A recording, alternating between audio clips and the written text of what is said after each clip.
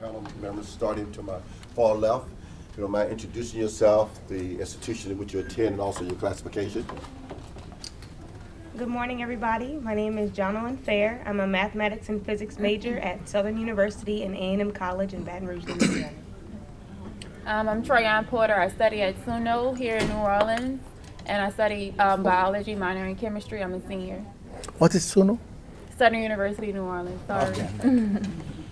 Hello, my name is Javante Hills, and I study at Southern University, Baton Rouge, and I'm a physics major, and my classification is freshman. And for our remaining panel members, if you don't mind introducing yourself and your affiliation with an institution, role and responsibilities, and also for our other guests, if you don't mind just identifying yourself and your chosen field of endeavor or discipline. Okay, my name is Mustafa El Assar. I'm from Southern University at New Orleans. I'm a physics professor. Hello, my name is Ken Jackson. I'm an author, motivational speaker, and entrepreneur. Good morning. Jonik Wabike, Alcorn State University, Vice Provost for Academic Affairs and Student Records. Let's give our panel a round of applause.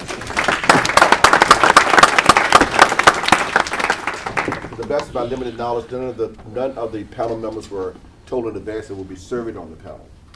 So there's been no pre-planning or planning or preparation. The first question that was submitted to me, I think, really deals, Dr. Lee is probably one of the most appropriate persons to respond to this question. Can you please come forward, Dr.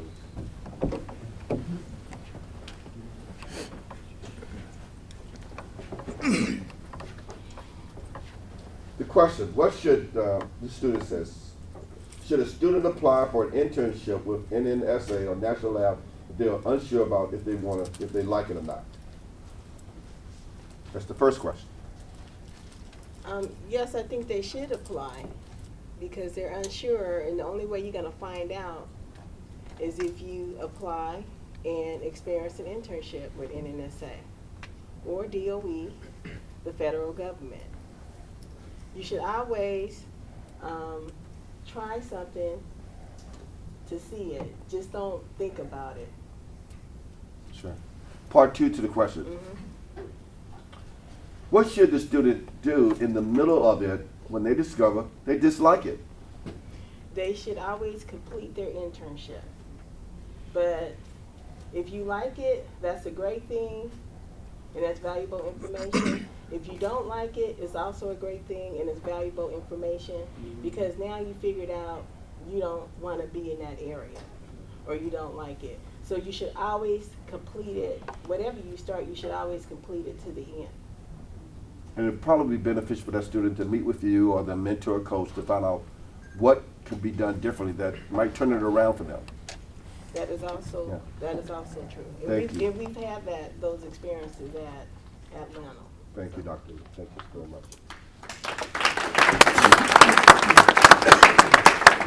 The floor is open for you to ask anyone or combination of the panel members a question. You do not want to leave today with the question still in your head. Question. Anyone? Yes, sir. I have a question for the motivational speaker. For the motivational speaker. For individuals that don't have a lot of self-confidence and maybe have poor speaking skills, what would you tell them how to boost themselves up, how to gain confidence? What would be your advice to them? For the person who lacking in confidence, what advice, suggested recommendations can offer to that person to increase and improve their level of confidence when delivering a message? One of the best things that you have involved with the involvement in this process right here, organizations like this that are teaching these soft skills, that's one place where you can start. I myself started with Toastmasters, being able to stand in front of individuals and being critiqued on what I said and how I said it. That's really a good start. It's something that you can get involved in. They've got several different ways to actually help you identify the issues that you're currently having, and then we work to improve those. So when you have organizations like this that are teaching these skills, along with being a part of something like Toastmasters, is a great way to get started, because that's where that's going to build that confidence. The critiquing is constructive criticism that will actually enhance your skill set and make you a lot better. So when you decide to make that next move or that jump to a larger stage, if you will, you're going to be ready for that stage. Dr. John, I know you present a lot also. Do you have any words that you would like to share on that same topic? I certainly concur with our motivational speaker par excellence in the terms of the Toastmasters. In addition, if you become a student of public speaking, that will really go a long way. Becoming a public speaker, that's essentially a lifelong journey. It's a commitment that one makes to oneself. And so as one embarks on that journey and then starts that journey, you'll start learning things that you may not have known at the beginning. You'll start finding books that can really open your mind. You'll start finding individuals who might be able to point you into new directions. You start meeting coaches who can refine your craft. You'll meet mentors who can assist you. So I think the first step is making the determination that, hey, this is an area that I can enhance, making that commitment to embark on that journey, and then being open to the serendipitous opportunities that are going to present itself. In this room right now are phenomenal speakers who I'm sure would be willing to give input and advice. Darius kicked the ball to me. He's a tremendous speaker. We have a speaker here. Al Duncan's here. Michelle's here. So the resources are there. I believe one can, if one taps it, you can really leverage it. In fact, today with YouTube, libraries, the plethora of CDs and videos, anyone who makes a determination to become better at speaking, you can get better. The Toastmasters out there, National Speakers Association, it's about making that determination. Would it be safe to say that many of our minority institutions also have courses on public speaking and communication skills? So that's something they also can pursue. Excellent question. Thank you, sir. And I thank our panel members for their response. Yes, sir. Okay, about like at Southern University, we have a speech class. But unfortunately, not everybody required to take the speech class. Only certain major they required. So if we encourage our students, if they have those issues, they need to take the class. So at least they come out of their, closed circuit. And about this self-confident, I'm a loud person by nature. But whenever before getting my PhD, if I give a presentation, everybody say, okay, raise your voice, raise your voice. But once I got my PhD, they invite us to give a seminar about your dissertation, and I was very loud, So initially I was not confident of the information that I have. I was afraid to do mistakes. But if you do mistakes, it's not a problem at all. The students also, I would encourage you to join the Success Lab that Dr. Lee will be kicking off during early spring. And that's something that you want to work on as a personal and professional development plan. You can include that, and we will make sure that you get the proper mentoring and coaching that will be of help to you. Another question. Thank you, sir, again. Excellent question. Another question, comment. Yes, please. You're not qualified or underqualified for a job, would you suggest still going for it and applying for it, or what would you suggest? Okay. If you know that you're not qualified or underqualified for a job, should the person still go for it? Dave, can I call upon you to respond to that question, sir?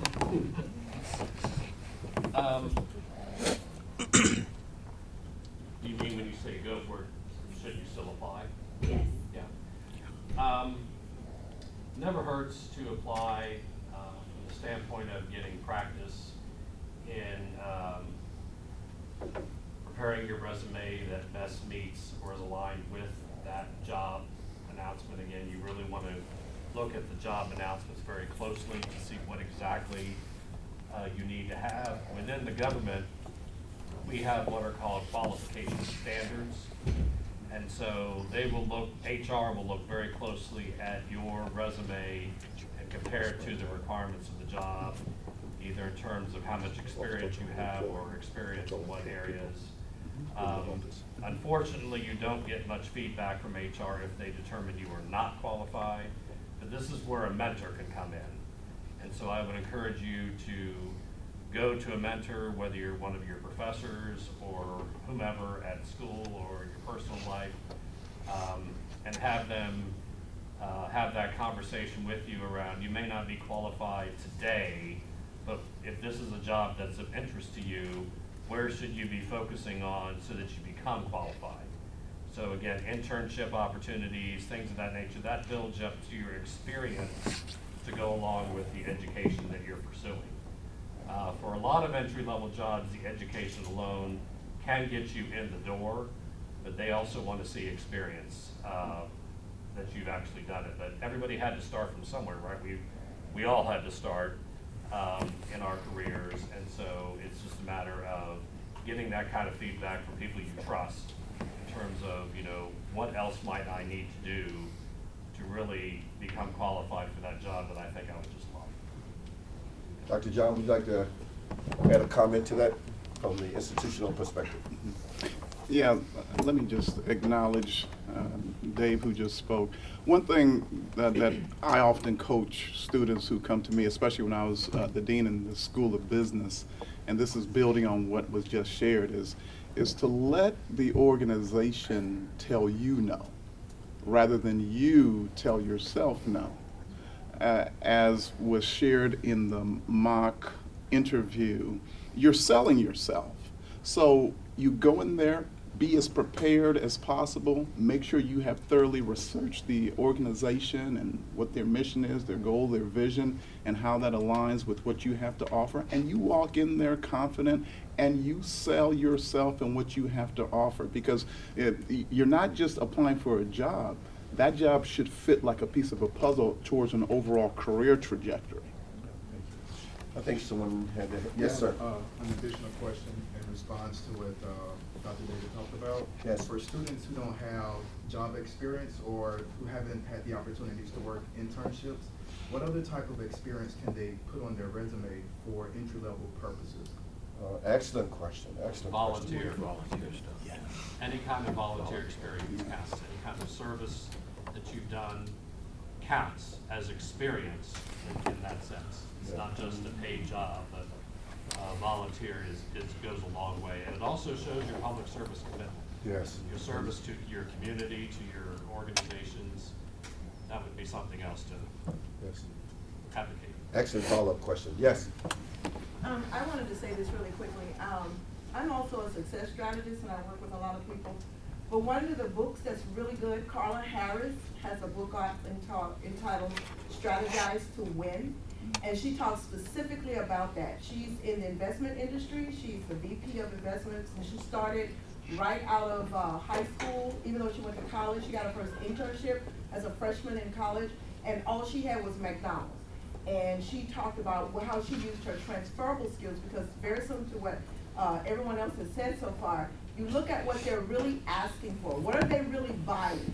And then look at your entire life and all the volunteer work you've done, even stuff you've done at church. You could have been a Sunday school teacher, whatever. And talk about those skill sets, because a lot of them may be actually transferable for you to actually sell yourself. And again, let them tell you no. Don't you decide I'm not qualified, underqualified, and let them say, no, you're not, or whatever. And then say, okay, what did I miss and how can I obtain those? But Carla Harris, great book, Strategize to Win.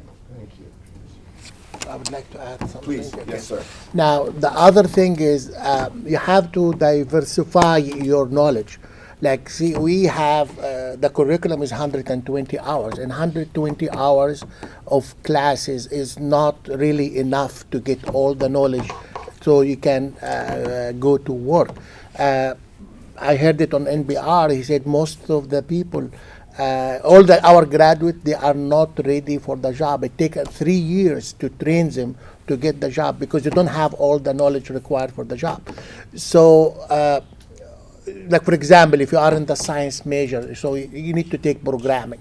also a lot of computer programming to help you. Maybe we ask you to take 1 or 2. Why not take more than that? Because you will need it. So you have to increase your knowledge so you can put it in the resume. Okay. Questions? I just want to answer that. And pretty much, I don't know if you've heard this story before, but what actually got me in the door at Los Alamos was a newspaper route that I had for 6 years. So what I say to that is never discount your experiences. When I filled out the application, I was debating whether to put that on because I was embarrassed that I had this newspaper route, but the mentor who selected me saw something in that, and he said, anybody that had a newspaper route for 7 years, 365 days a year, has, and this is the word that he used, stickability. Now, I don't know if that's a word, but he saw that, and he selected me over students that had 4.0s. So never discount your experiences, include them all, because you don't know what will get you that job. That's right. And we do know delivering newspapers were back in the day. Now we Google that baby and look at it. At my house. Yes. Okay, my question is, I have a question right here. Yes. Of course you said you did a workshop on listening. So what did you expect that us students should have gotten from each one of, the STEM workshop overall? Oh, raise that question one more time. Excellent question. Excellent. What do you think that all of the students should have gotten from this whole STEM workshop in itself? And for the students, what did you guys get from all of the workshops? I think we're going to raise that in the order that you presented it. What they should have gotten, right. And then we get some validation of what they actually got. Yes. Okay.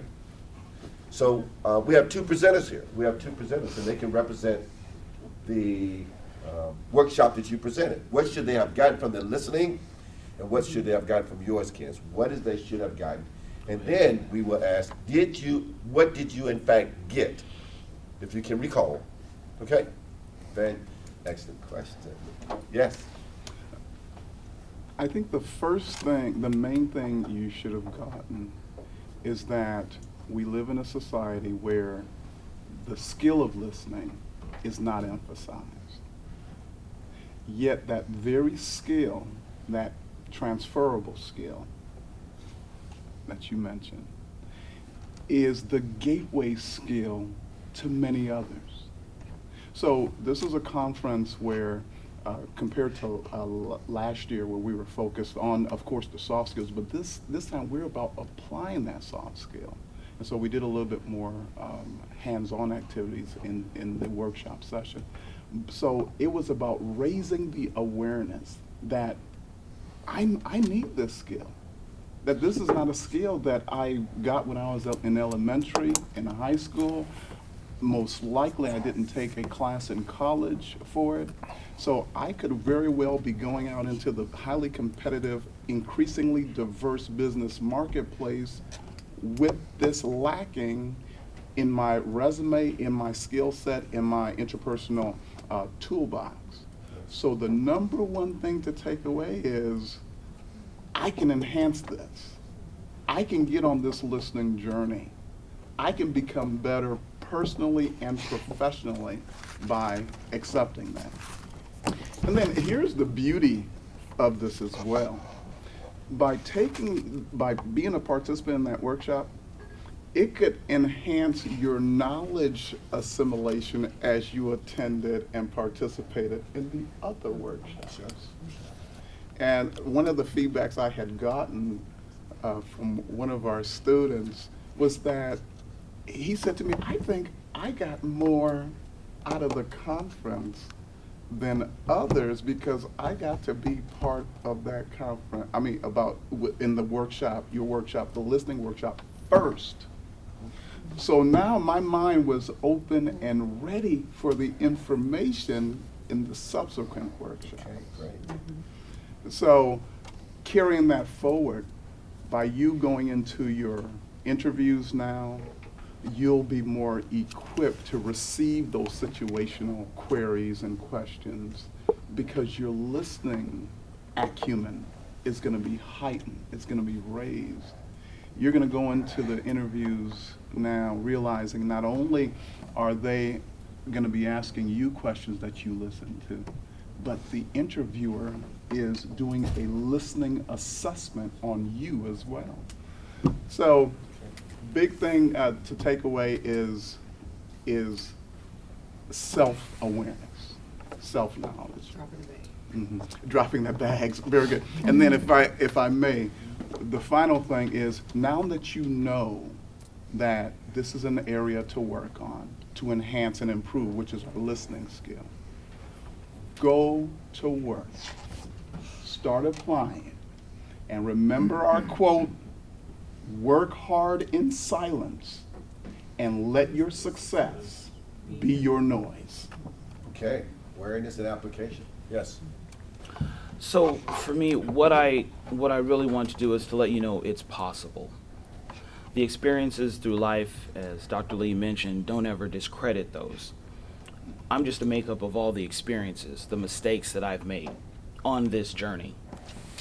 So ultimately, I'm here to inspire people to turn their dreams into achievements, to motivate you into action so you may realize your potential on a personal and professional level.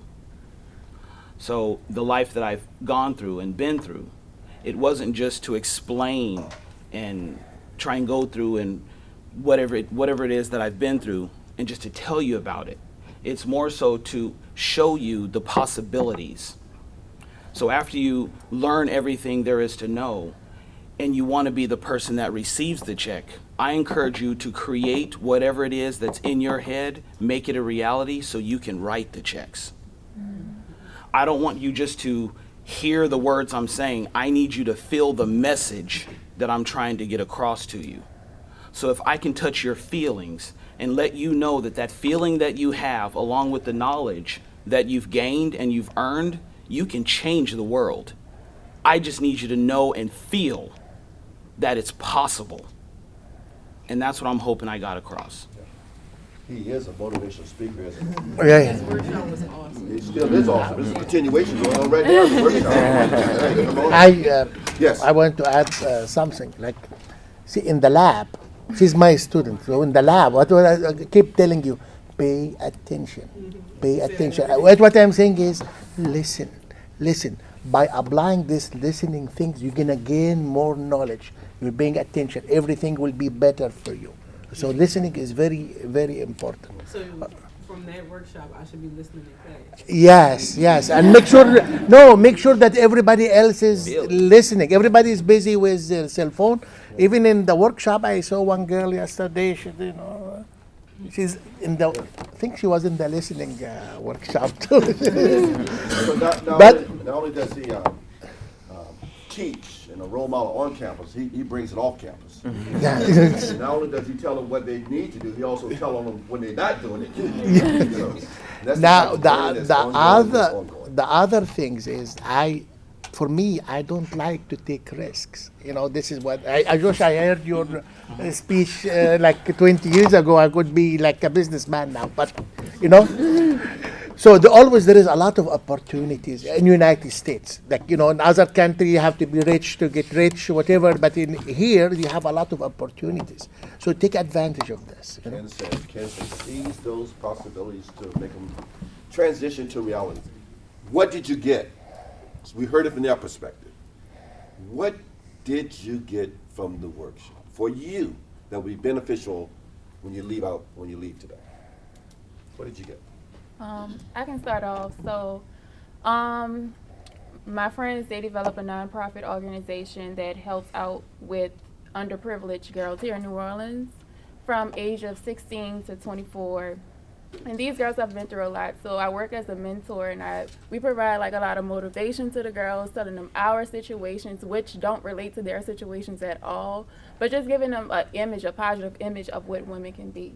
So last night, after attending a conference, I spoke to my friends about how we can approach these young ladies, just from the motivational speech and the listening speech. So I realized that as we go in with the mentors, like we're listening to them, but we're kind of cutting them off with what they should not be doing, rather than listening to them and figuring out why they are doing what they're doing. So that's a major thing that I've taken from it, and it has helped me to apply it to life already. So that's kind of what I got from it. Cultural competence workshop, remember that one? Pamela did that one. And I think you had another one on imaging and making sure you have the right profile. And remember that one? And okay. Anyone else? What did you get? Yes. I'll tag team. So this is my second year here at this conference. It's my favorite conference of the year. Like I said before, I'm a math and physics major, but I have a strong interest in people and developing people, as well as myself, people around me. I've developed a very compassionate heart, I'd like to say. And I think it really started when I came last year and I heard the presentation on listening. It helped, like Dr. John said, raise my awareness, and just being more aware of the present situation and being more aware of people listening and what you're saying. Excuse me. It helped me have better memory skills, like just in class. I'm able to pay attention more and make connections, meaningful connections with my prior knowledge and what the professor's teaching at the moment. And I think that helps me connect the information and be able to make references during tests and quizzes, as well as making connections with others. When you know how to listen well, you can make connections not just in a conversation like, oh, this is one point, this is another point. Where you could do that, kind of like bingo, but you could look for a deeper connection like, okay, this person is where I'm from, but what is it that they have experienced that may be similar to what I have experienced, and trying to humanize people as a practice. I've been able to develop that, as well as Mr. Jackson helped me realize the realization of now. It's kind of scary to realize how much potential we have in our present moments and how much control we have over our own lives as students and as developing people at any stage, at any age. And if you can develop your emotional intelligence in the present moment, then you'll have a more or a better idea where your future is or where you're going, because you know what you're doing now to get to where you want to be. And also, I just wanted to tap on the phones. I read a lot on digital dementia, they call it, and also FOMO, which is the fear of missing out. And it's something that people are literally being hospitalized for, like 2-3 weeks at a time. And the only prescription is to take away their devices. So seriously, like $500, $5,000 a day for 2-3 weeks, and you just need to put your phone down. So just try to be more aware of the people. I've taken it kind of a step further. I don't even carry a phone on me now, just because I'm trying to be more aware of people around me and the connections that I need to be making constantly with people. Everybody has a different perspective, and I think the more aware we are of that in our personal experiences, the further we can grow and the farther we can go as a society in trying to unify the nation. Yeah. Yeah, how many students here we have that you're willing right now to not look at your phone for the remainder of the day? She said they paid, so No, I want to mention that is There are some benefits. that is We have one other person. Thank you, brother. 86 G's. okay. You gonna say something? Oh yeah, I had a little. Stirring up something about those cell phones. Stirring up. Yeah, I don't know if she learned that in one of those workshops about the $5,000 and that. I don't know. Was that part? $5,000? Yeah, I just. Oh, I didn't say anything. I know, I'm just kidding. Seeing people listen. Seeing people listen. We have one other person who want to comment, and then if it's okay, we'll hear from you. Follow that. Yes, sir. Okay, yeah, my name is Javonte Hills, and pretty much what I got from this entire workshop, which was awesome by the way, was just confirmation. Little tidbits of information I've received over the last couple of years, with just, with the cultural competence and listening skills and actual not working is hard, working hard for your employer, but coming home and not working is hard for yourself. This just served as confirmation. So everything that I've heard, the lessons that I've received from the seminar leaders, just straight confirmation. My significant other always tells me I'm not listening enough. I'm doing more talking, but it's also if I can figure out how to really listen to her and then apply it. Because if I just, hear it and not listen to it and then don't come back and apply it, then I'm pretty much just in the same spot. So that's just my tidbit. Well, just food for thought. That's why they call them significant, because they. That's what I've learned. Darius, Yes. I would like to mention something. I was listening to NPR last week, and in England they have Ministry of Loneliness. People are lonely. There is 500, like 500,000 people. They are not talking to anybody. Everybody on their devices, So now they created a ministry for them. They have, because there's a health issue now. So for you guys, you're still young, don't let the devices control you, right? And also, initially when the internet would start to be all over the place, all big schools said, wireless campus. Everybody has to go to Harvard. They have to have their own laptop in the classroom and those whatever. And after I said, okay, no laptop in the classrooms anymore. Why? Because everybody was not paying attention to the instructor. They were playing, chatting with each other, whatever. And then now there is no laptop in the classroom. Pay attention. If you are lonely, join the Success Lab. It's going to start in the spring. Just hold out being lonely till the spring and join the Success Lab. And if you're still lonely, just come to the workshop next year in February. We'll help you with your loneliness for at least 18 hours. Matt, one more thing. If I may, Go ahead. I need to respect the young lady who has it. Yes. From the great green and gold. So I know we talk a lot about listening, and that was also a workshop that really struck me, because after the workshop, I started thinking about some things. I was like, I always thought that I had a poor memory, and that's just piggybacking a little bit off of what Jonathan said. But then I started to realize that maybe I don't have a poor memory. Maybe I'm just not really listening to anyone. Because when I did we did an exercise yesterday where we interviewed 3 people, and Dr. John was one of those people. And when I sat in front of him, it was almost like it was amazing. It made me nervous a little bit. I'm gonna admit it. The amount of focus that he directed at me was just like, if this is what paying attention to someone is, I really haven't been paying attention to anyone. And so, this is directly to you, Dr. John. We know now the importance of listening. You've introduced that to us. But the amount of focus that you gave me told me that you put some work into it. How do we get to that level? What resources can you give us where we can really start developing our listening muscles? Do you meditate? What do you do? How do you really just filter out everything to focus on one thing? Would dropping the bag be the first step? So if there's one thing he can give you as a takeaway that you can begin applying right now to advance your listening skills, what would that be? Whatever your faith walk is, practice that. Because every faith has at core the listening piece. It's about drawing you to listen to that higher power. And then from there, everything else flows. So practice that.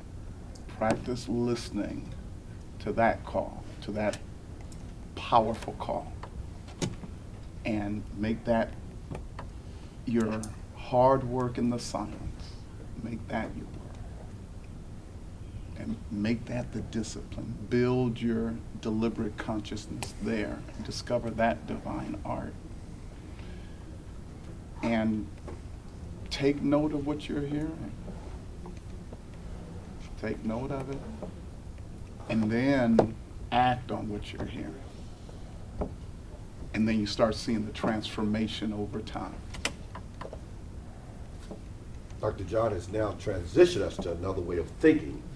He's introduced you now to the art of one's faith that goes beyond the sense of humanity. He says not only based on one's faith, which would be the foundation, but the sense of divinity that will give you strength and insight on how you can pay closer attention. And then you transition that into an art. We thank you for sharing that. I think you want to say something. So along the lines of listening and what she had mentioned and what he just said. So listening is very important because what I heard was opportunity. She mentioned a way that people are actually in need of something, so there's a problem. He said there's 500,000 people that are lonely. You are the minds to create the app to simply help people with that problem. If you've got 500,000 people that pay $2 to $3 for an app on a monthly basis, I'm not smart enough to calculate it out. I just tell you that's possible. You calculate it out, and there's the funding you need for that bigger project, so you don't have to go to anyone else and ask for money. You can generate it yourself. Don't take the idea from me That's now. what I you see what I'm saying? So we all listen differently, right? Do you see what I'm saying? That's what I just heard. That's all opportunity right there. I listen. I believe that. Yeah, it is true, the opportunity, because just 3 minutes ago, you were saying, put it down. Now you said, let's make some money off The it. Lonely app, right? You have the cure to help lonely people. You're the minds to do it. This is where you are right now. This is how you change everything. You listen to what's being said. Wait a minute. Uh-oh, 500,000. I'm trying to work on a bigger project. This could fund a bigger project. That's where the blessing is. Now you're helping millions of people.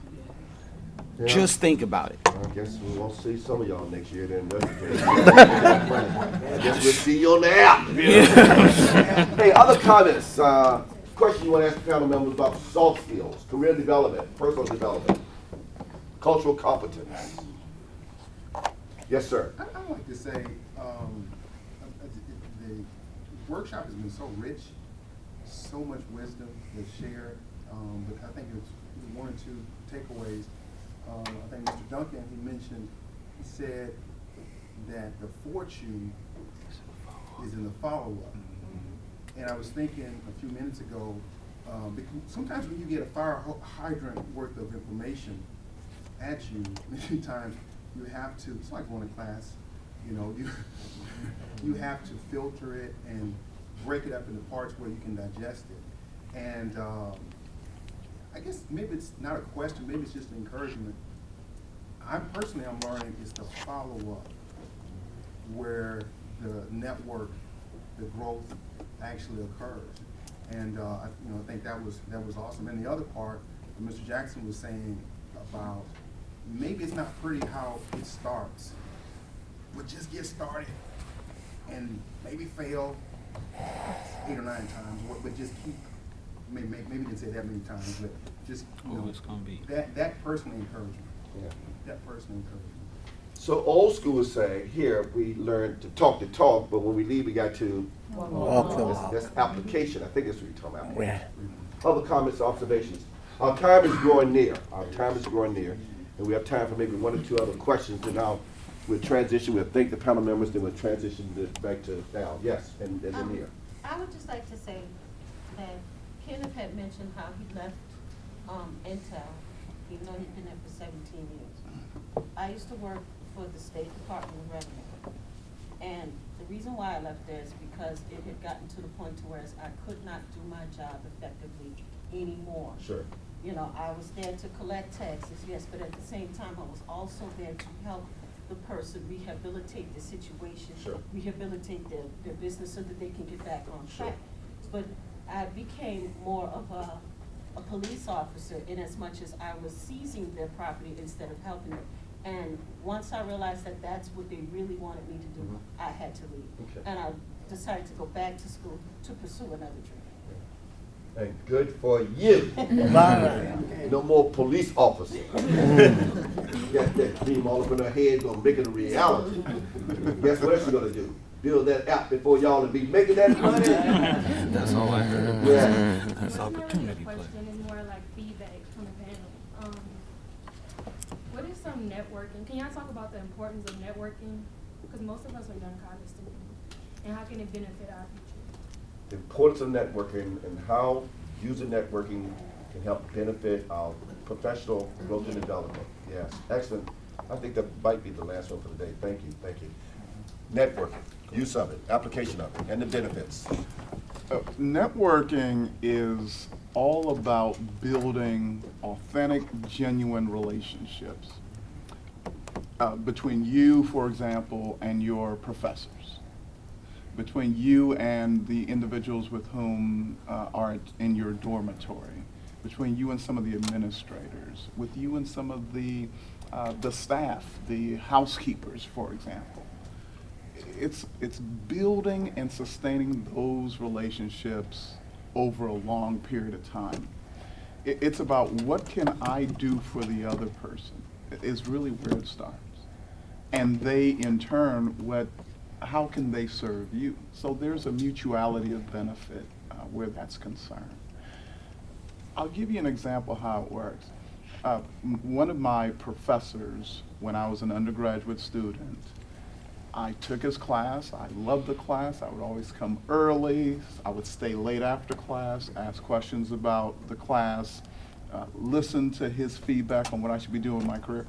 He ended up writing the recommendation letter for 3 additional graduate programs that I later attended. We maintained those relationships. While I went to work for a Fortune 100 company, continue to write them letters at the time, later email, call. We built and sustained those relationships over the long haul. Through that network, and there were other professors who I did the same with. I mean, that simple piece right there, that's networking. Whenever I had an issue, he later became my mentor through that network. He later was able to share with me other individuals that I should write letters to when I was considering getting to my PhD program. So networking is about building that relationship. Thank you. For me, networking is, I try and keep it as simple as possible. Think of it as leverage. If you've got a town of 100 people, you've got 10 people in the town that go and fish. That's 10 rods in at one time. But if you actually have 2 people that create a net, that net, you can have 2 people throw out that same net, capture more fish, and more people eat. So now you've got those same 10 people throwing out 5 different nets. So what you're doing is, think of it like this, you're building a net to do the work. See, you don't need to know everything, but if you can network and build a large enough net, the net will do the work. So then you can make the contacts to get you to where you need to go. So think of that. You're building a net to catch the right fish so everybody can eat and eat well. Sound like a little biblical scripture to me. He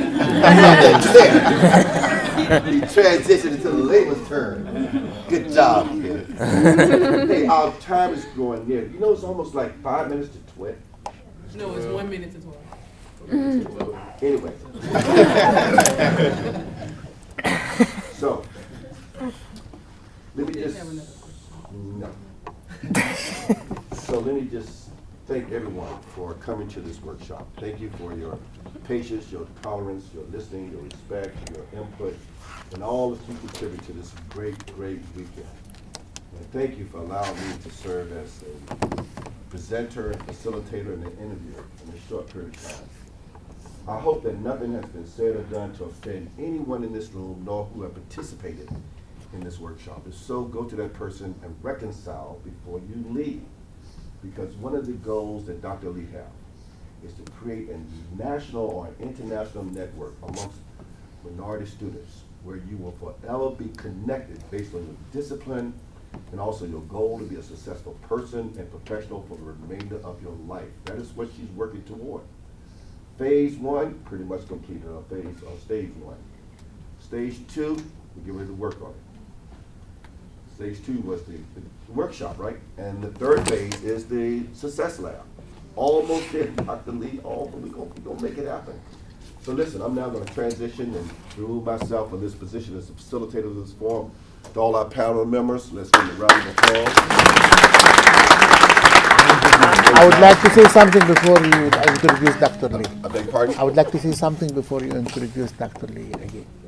I will not be introducing Dr. Lee, will be Al, so if Al will grant you the time to say something, he shall do so. Al, I'll turn it over to you. Thank you. Actually, this conference is a fruit of the network. You know, she networked with everybody, and she said, you know, you need to come, and say this is a fruit of the network. All the consortium that we have, it is a fruit of the network. You know, networking with each other. They brought us in one room, and you know, so we talk to everybody. We have the same interest, and they will start to build all those consortium. So, and also when you are in a meeting, you know, don't feel shy to ask any questions. You know. So I went to one of the meetings when I got hired at SUNO. I went to the American Physical Society meeting. I went to one of the education seminars. And they talk about that they invite junior faculty to come to Washington, D.C. for a week. They teach them all the new things about physics teaching and labs and everything. So I spoke to the guy, said, I never heard about it. He said, oh, are you interested? I said, yeah, I'm interested. So they invited me for 3 years for free. Every time, any conference I go, and they teach me this and this. So, you know, networking is very important. And before Al will talk, really, I would like personally, and on behalf of me and my dean and my Southern University, that we'd like thank Dr. Lee for her effort to put all this thing together. Last Monday she gave a webinar, and it was well attended, and really we benefit a lot from it. And also thank to National Nuclear Security Administration. Really, they gave us fund. We were able to establish research labs in the schools. Right, we were able to help the students to pay their fees. You know, we gave them scholarships. You know, okay, so really, we like to thank you, Dr. Lee, very much for your effort and help.